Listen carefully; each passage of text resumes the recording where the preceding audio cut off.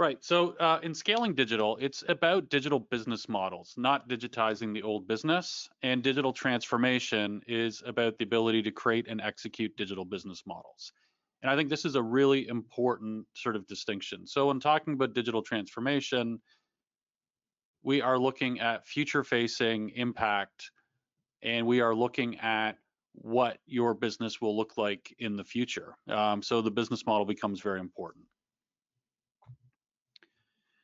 And before getting into talking about a design system, what's the why behind it, and what are some of the core challenges to scaling digital, particularly in traditional organizations? The number one thing that comes up over and over again is silos, the handoff friction between strategy, marketing, design, and development. Every time something has to go from one group to another, it's looked at from a different perspective, and it's measured from a different perspective. And communication tends to be one way. So it's hard enough to sort of hand things over to another group, and that leads to over planning and over specifying. But once that's done, it's even harder to go back and communicate back in the organization. So after a handoff friction, a lack of data to inform decisions and align budget needed to create high impact experiences. Data is one thing that can help align and move past the friction and cross the silos, because it gives a singular view of what's being built and how we're measuring it. With friction, with lack of data, you end up with a decision-making paralysis situation due to multiple stakeholders. You have the technical stakeholders, the marketing stakeholders, the brand, the creative, and everyone's doing their best, but there's just so much complexity in the system. And with all that complexity and all that friction, you end up with an inconsistent and misaligned experiences across channels. This is one of the number one sort of asks for a design system, is to be able to build a more impactful and aligned experience. And then the ultimate cost of all of these challenges to scaling digital is higher costs and lower customer experience outcomes. And this is absolutely essential for a company that is looking to implement a digital first business model. So there's a lot of different initiatives going on in a lot of different sort of groups within companies: transformation initiatives, innovation initiatives, and design systems are one of those. And I framed it here as one of the 6 levers for scaling digital that's often looked at from a customer experience perspective. And today's webinar is about design systems specifically, but it's really important to understand the context in which a design system plays. So going back to the first challenge, the handoff friction between strategy, marketing, design, development, any other group that's involved in your digital operations, you know, every time there's a handoff and there's friction across these different groups, assumptions become fact. So you just assume this has all been figured out before. There's no traceability back to the goals and the decisions. So downstream teams have less and less context and agency and autonomy to solve problems, because they don't really know what the foundational assumptions are, and there's no way to go back to them. New insights that are generated are lost due to no path to refine the strategy or the design. And these are key requirements in creating high impact customer experiences. It's a test and evolved and optimized process where you're seeing how users are responding to your customer experience. And then finally, the communication overhead reduces both the speed and quality of the delivery of the experiences. So, the friction is probably the number one challenge that creates the most frustration in all departments and at all levels within a company. Now, data becomes foundational to overcoming that. A lack of data to inform decisions and align budget needed to create high impact experiences. Ideally, with data, every feature delivered becomes a hypothesis measured against business value. So your front end customer experience team, they're building something, they're testing it, they're learning from it. If they have an insight or an idea, they have the space to test that. That data helps them make decisions, and it replaces siloed decision making that's removed from the customer. We can truly listen to the customer now, because without that ability to have a hypothesis, to have a goal, every change needs to go up and down that chain, that hierarchy, through all the different steps of the process, because there's all those assumptions and there's all those requirements that have been figured out or theoretically figured out beforehand. Now the data and the voice of the customer is front and center. And you get transparent versus blind empowerment. So when you have data, it creates a new governance model that allows stakeholders to maintain visibility and strategic direction of customer experience and digital initiatives. It gives empowerment to the frontline teams and it has everybody looking at the same playbook. Challenge number 3, decision-making paralysis due to multiple stakeholders. So when you have an insight generated from a customer, it goes to different perspectives and unclear accountability. Is it a technical solution? Is it a brand solution? Is the new customer experience going to be in line with brand guidelines, design guidelines? Is it the right investment of money against all of the goals that need to be implemented? Synchronization of stakeholders adds weeks to decisions that should or could take minutes because these decisions can be pre-made, and that's one of the things that we see coming out of design systems. People assume decisions were made by someone and they don't bother applying their insights, creativity, or frontline knowledge because they don't know what their decision space is.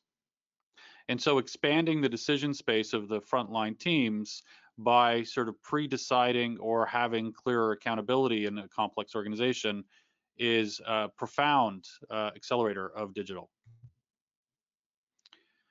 With all that friction and those challenges and lack of insight and governance, you end up with inconsistent and misaligned experiences across channels.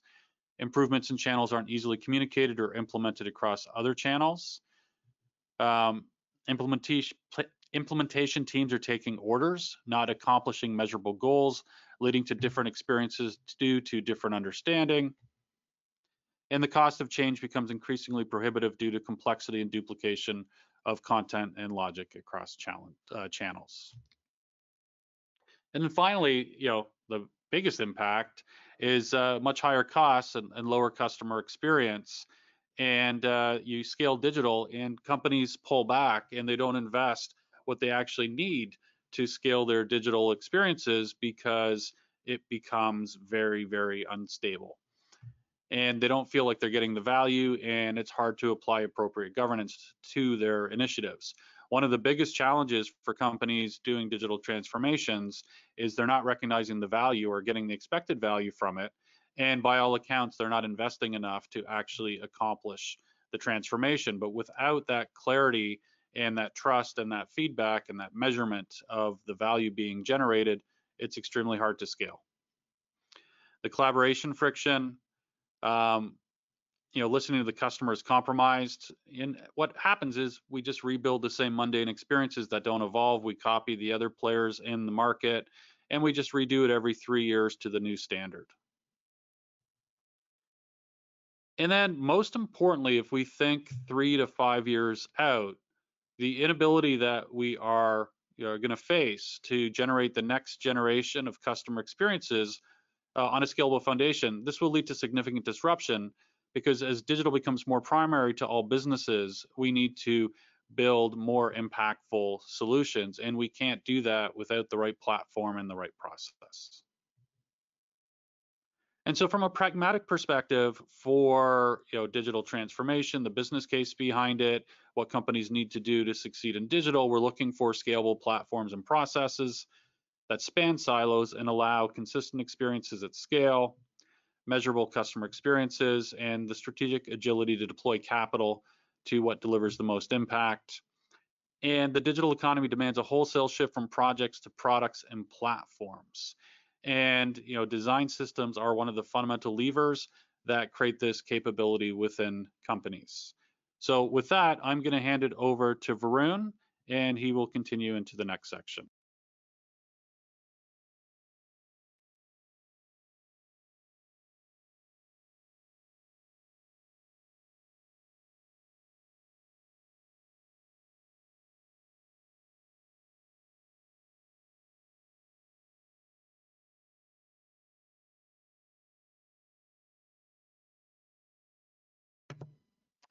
Thank you, Nick.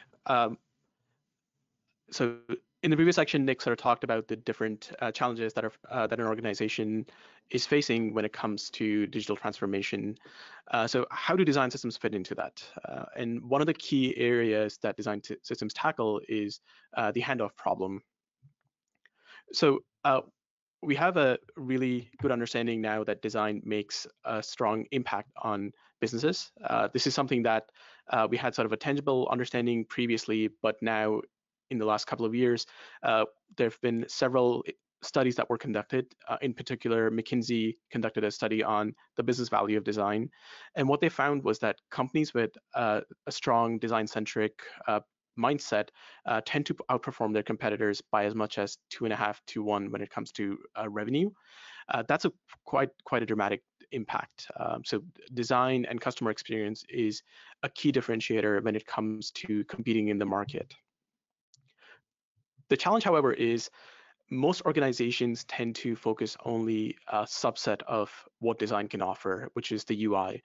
They tend to struggle to get beyond sort of just that initial, just that very tangible piece of UI design, because they're stuck in that loop of dealing with constant handoffs between designers, developers, product managers, and product strategy. And in order to get past that handoff solution, there's a lot of complexity in the process. You have strategy flowing through from the business level down to the product level, and then that strategy gets realized into designs, which then makes its way into specs for the developers. But if that process is not optimized, then often there's a lot of back and forth. And in that chaos, the designers just aren't able to get beyond that UI design world and start focusing on more customer-centric problems. This is a theme that's come up quite consistently in our conversations with people in the industry. One of the clients that we worked with works in the retail space, and what they found was that design can have a very large impact on the business, but quite often, a lot of time, designers are spending their time just making their global experience consistent, and they're not able to get beyond that. In order to make that jump beyond UI design and get design to start focusing on more of the customer-centric problems, we really require operational support, and we need to introduce new practices such as design systems, which help alleviate some of those concerns, which help alleviate the handoff issues, and allows teams to work in a much more efficient way. So what exactly is a design system? A design system is a systematic and scalable approach to product development. It includes everything from guidelines and principles to tooling that helps designers and developers, and lastly, code that would actually be consumed by product teams to develop the experiences that users can interact with. And what we found is that design systems have quite a large impact when it comes on digital transformation. In fact, they help accelerate that digital transformation.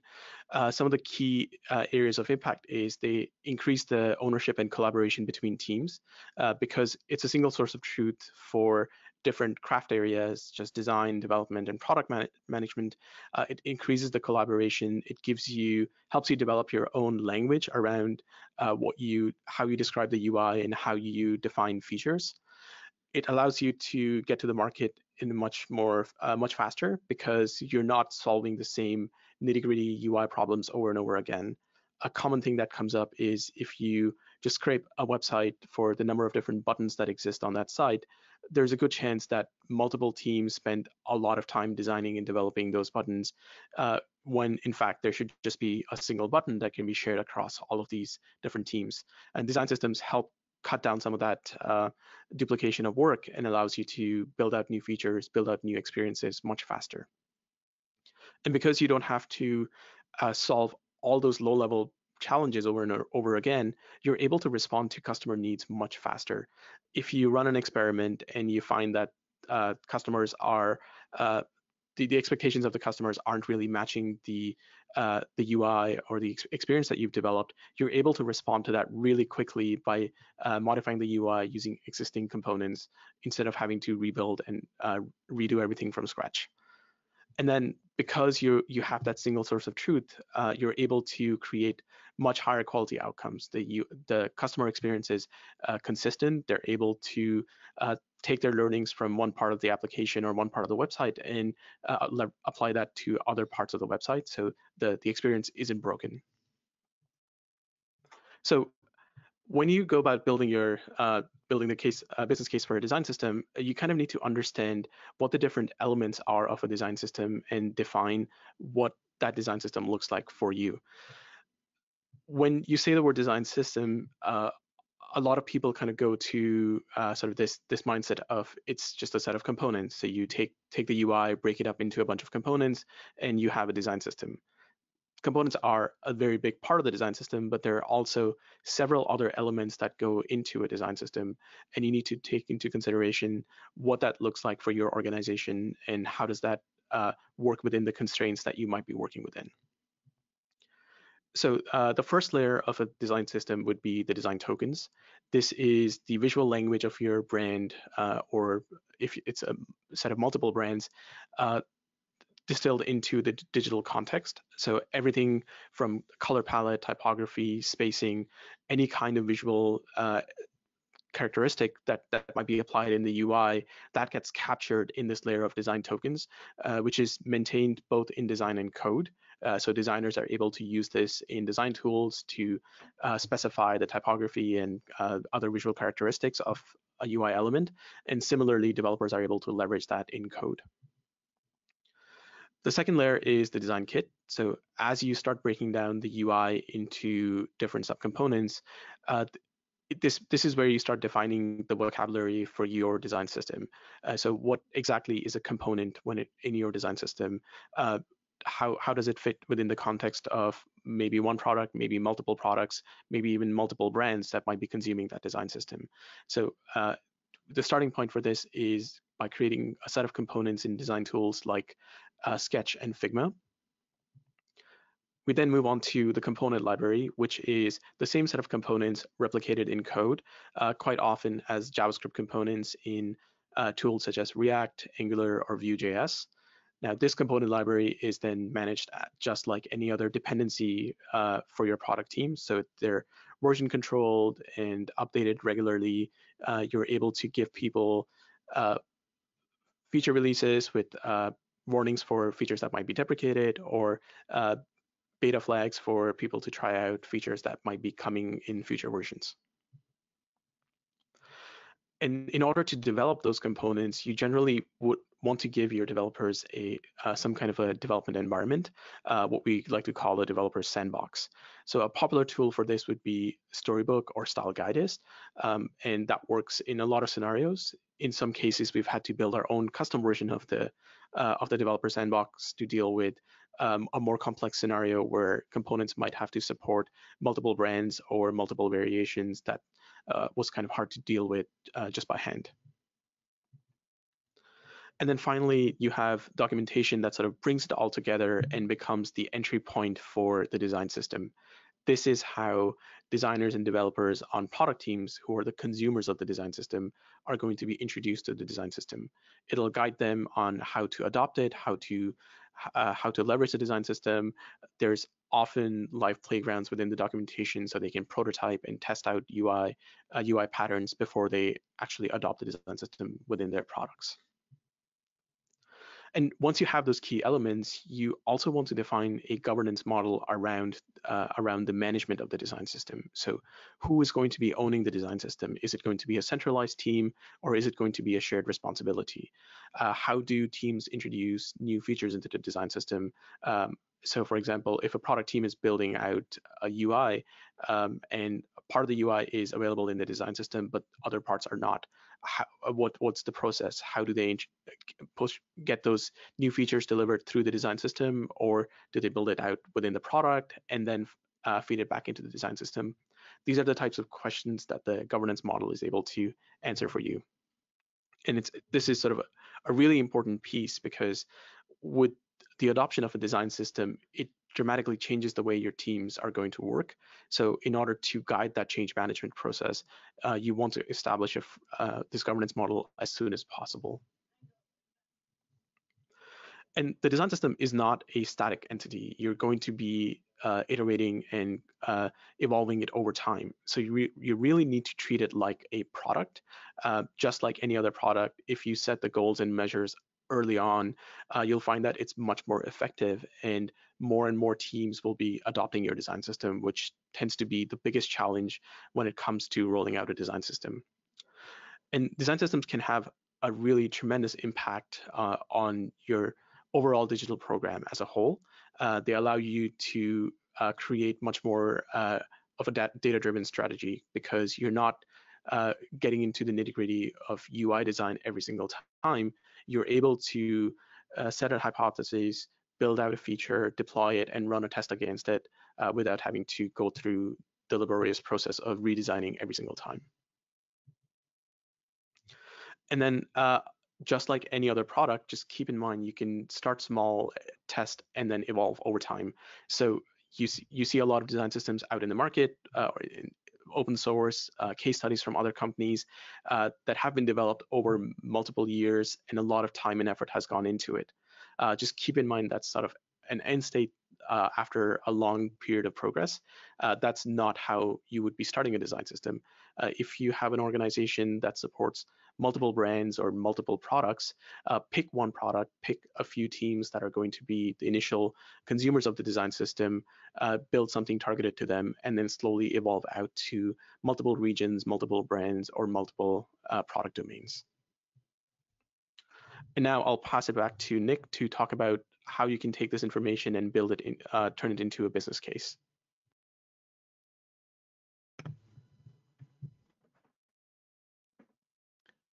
Thanks, Varun. So that was a great overview, and then about the scaling. So one of the big things about a design system that's not readily apparent when you see it, it just seems like it's all these widgets and components, and it's the impact on the organizational change and the number of groups that it impacts, and the way a company works, and the adoption management. And so, when people get excited about design systems and they start looking into them, some common responses are, yes, but not now, because there's too many things to consider. We're already building one, and we already have one or three. And it's actually amazing how many companies have 3, sometimes 4 design systems being implemented in different groups. And sometimes they're being implemented from a design perspective, sometimes from a technology perspective.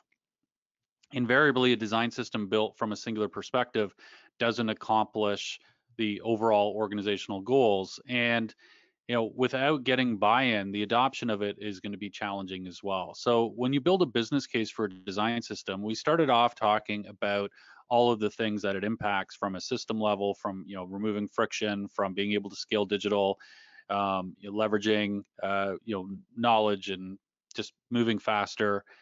But there's also, what's the impact to the people who are going to be using it? What are the different stakeholders, and how does it impact them?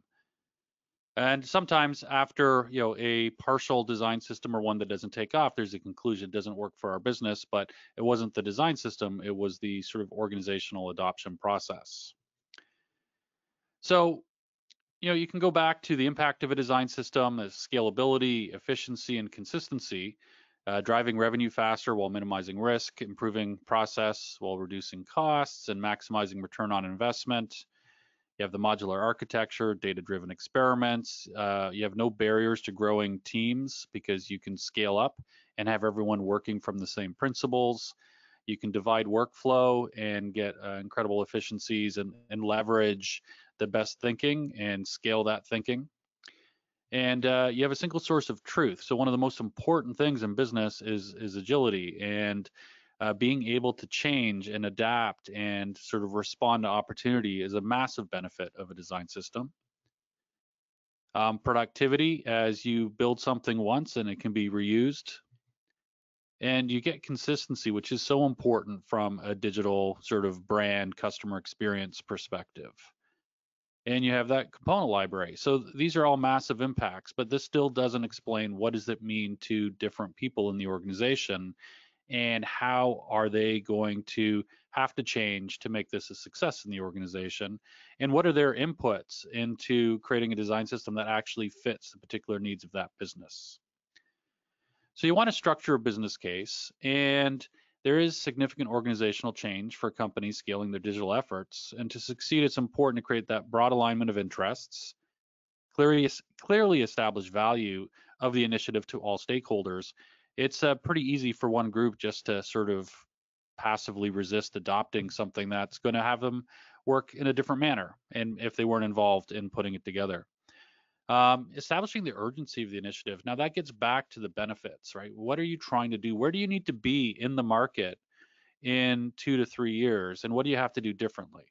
And what is the organizational perspective on that? And then the urgency maps back fairly easily, because if you're not getting to your foundational sort of digital platform and your digital transformation outcomes, you're not going to be able to move fast enough and respond fast enough to the business opportunities and the disruption risks that are emerging.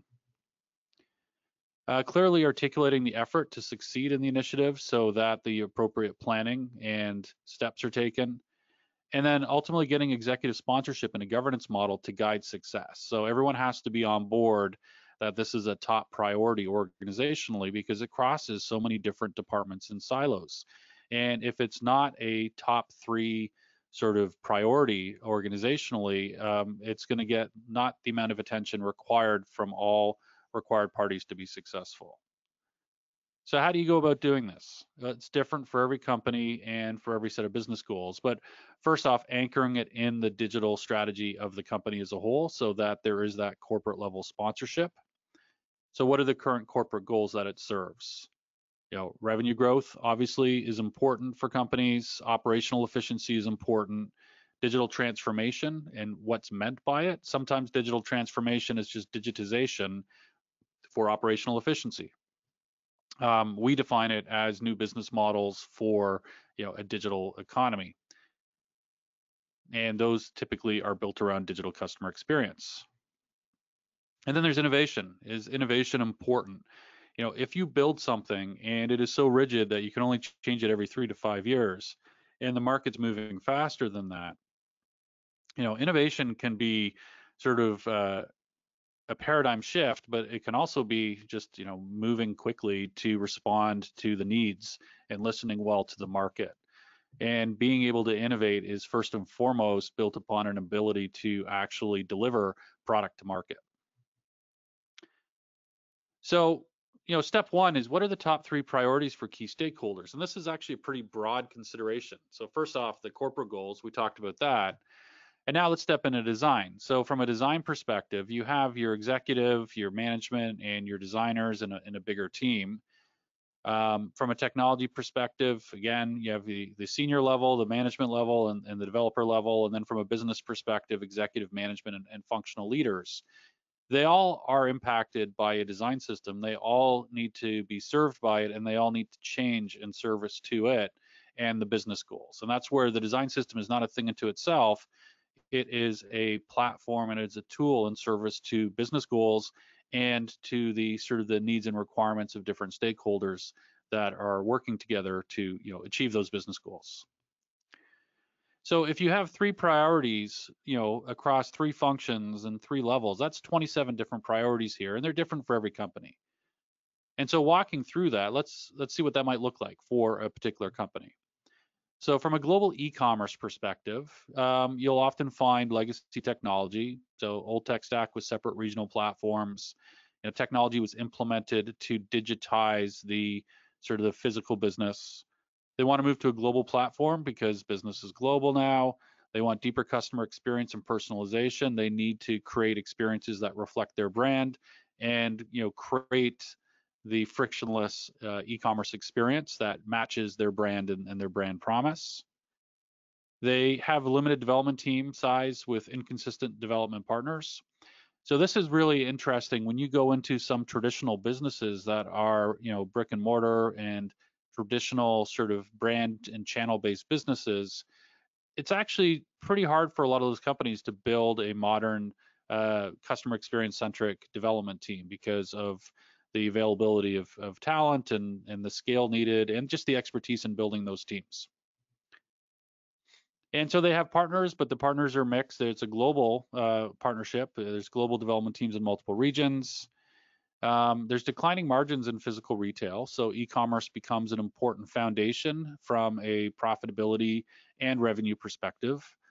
Some retailers are pretty much, break even in physical stores, but they are maintaining good margins from an e-commerce perspective, which makes it a very viable and effective business model. And with that shift to e-commerce, a typical goal is to double e-commerce revenue over the next 2 to 3 years, and to make sure that they are playing in that space so that their customers aren't lost to other more effective e-commerce channels. Now, when you think about e-commerce, it's not just someone who goes to the website and buys. It's all of those touch points, and it's the marketing touch points, it's mobile apps, it's e-commerce, and other aspects of the brand and the relationship as well. So from a business perspective, at the executive level, they want to reduce the spend on digital while increasing impact. That's not an impossible goal, because doing digital in a platform strategy where you're incrementally building and adding value and evolving allows you to continuously add on new value and adapt it. They want to improve customer experience outcomes via digital channels. They want measurable outcomes in a shorter time frame. So a lot of digital budget gets lost because it's being spent in a non-measurable manner, and by a better allocation of budget, there would be a bigger impact on the business. Management, they want to focus on the big picture rather than chasing approvals, alignment, and problems. With that typical high friction digital process, management is just trying to keep a lid on the chaos, and they're not able to sort of lean into bigger picture thinking.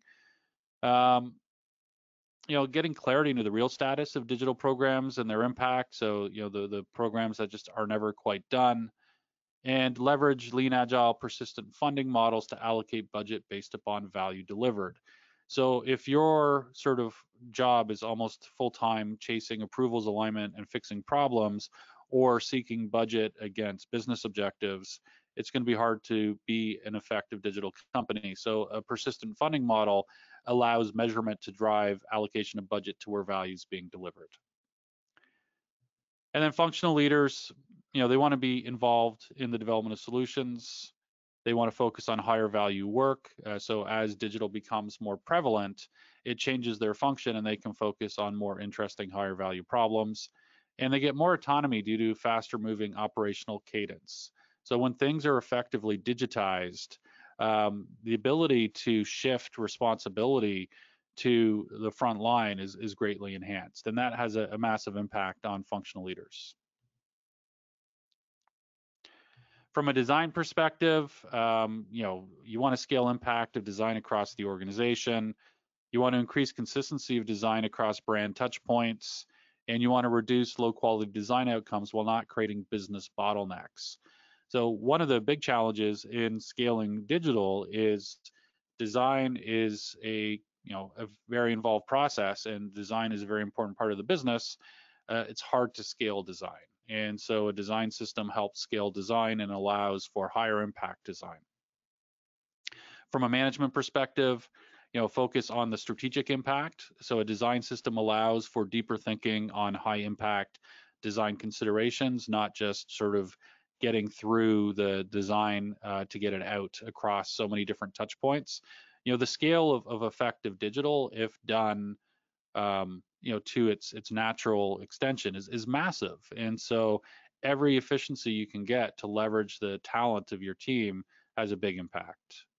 Create better alignment with business and technology teams, scale the impact of top talent across a broader reach. And then from a designer, focus on higher value design work, more autonomy in work due to pre-approval on higher level brand and design principles, and the ability to collect feedback from real customers and refine designs and focus on design for impact. Now, with some companies, there might be 2, there might be 3. The main thing is if you cover off 2 or 3 of the priorities and how the different functions and stakeholders are impacted, now you can shape your business case to account for everything that needs to be accomplished. And now you can fit it into your existing organizational cadence. And going back to what Varun said, is now you can pick the right project and get the right people involved, get the right governance, and be successful in 6 to 9 months and lay that foundation for scaling up over the next 2 to 3 years as you merge your company's business processes into a fully sort of digital centric world. From a development perspective, this is there's so many developers, so many teams, it's so expensive, and being able to leverage global development resources across multiple channels while maintaining the brand integrity, remove the blockers to effective delivery by moving decision making closer to the customer, but while not giving up the ability to have some governance, visibility, and risk management against that. Improve alignment with marketing, design, and business stakeholders. From a management perspective, improve consistency and quality of digital solutions, improve future adaptability and scalability of solutions created. Number 2 is often not something that's considered because in the urgency of trying to get digital solutions out, we're solving for next year or sometimes even last year, and we're not solving for 2 to 3 years out. So that corporate commitment, going back to that original corporate goal of targeting where you need to be in 2 to 3 years and working back from that, that creates a considerable amount of urgency. And leverage distributed teams with less management overhead. And from a development perspective, now they can develop against business goals and customer insights rather than being fully occupied trying to interpret what was being asked and trying to figure out if there's assumptions or decisions that have already been made and whether or not they have some freedom to problem solve and create more impact. Work with local team designers to collaborate against more impactful experiences. So now you can have true cross-functional teams because there's enough context, and context creates the ability to be autonomous and to work creatively to solve problems. And leverage analytics and other customer sentiment insights. So now, rather than just building what's being asked, you're building what's being responded to, in a mix of both. So with a design system, and with all those stakeholders and putting the business case together, we are now able to start looking at the metrics and what we're going to measure and how that is going to sort of justify the solution. So, how is the design system impacted where users spend their time, focusing on the content as well as the usage of it? You see what the adoption is. Look at the deliverables coming out of the organization enabled by the design system, so you can actually see what's coming out and what kind of scale and what kind of benefits are being sort of accrued. And then, the organization, the incremental impact of user interactions on corporate metrics. So these interactions are enabled by interfaces built using the design system components, and now you can actually see what's happening from a digital experience perspective across the organization in a consistent and measurable manner. So what this might look like, from a design system performance perspective, team usage, usage velocity, production usage, UI coverage, the component library side, the productivity, the UI cycle time of product teams. So they're moving towards the higher design activities, more time for experimentation. And that's one of the most important things for creating the high impact customer experiences that companies are looking for. Better and more consistent user experiences. And you can measure the number of unique problems solved and customer satisfaction. And for the organization, you have your customer lifetime value, your click-through rates, your conversion rates, your NPS score, and your brand equity metrics. Every experience you deliver and every experience that you improve has these sort of profound impacts on your organizational digital business, whether it's the lifetime customer value or the conversion rates and the experience, the NPS score. So, with the measurable outcomes, what you may see ultimately is scaled regionalized experiences, and you're building net new experiences rapidly at low cost that can then scale globally. And you get a net improvement of experience due to the team learning, iterating against data, and experimenting on experience. And all of these, going back to that sort of framework, is measurable, and you now have an idea of where your bottlenecks are, because we've got that unity across the strategy, the design, and the development and delivery of solutions. So we wanted to sort of wrap this up in a 45-minute sort of time frame to sort of give you some of your lunchtime back for those in the Eastern time zone. If you want to learn more, we have published a design system hub, and there's a simple URL there for you to sort of hop over to. So just Rangle.io/ds. And if you're looking for more fundamentals of design system theory, core practices to enable success, and one of the more interesting opportunities is recovering a design system project by stepping back and looking at all the pieces that need to be considered, or extracting a design system from existing projects. So a really well-designed, architected front-end project with a good component and UI architecture may provide a decent foundation for evolving and extracting a design system. And if you want to start your business case, we're happy to do a free consultation and start our business case. Reach out, and then we'd be happy to chat and provide more insight into our experiences in building design systems over the last 3 years, and sort of front-end architectures over the last 6 in the modern experience space. All right, well, thank you, everyone. We hope you enjoyed the webinar, and we'd be excited to chat more. Check out the hub, and we will hopefully be in touch. Thank you.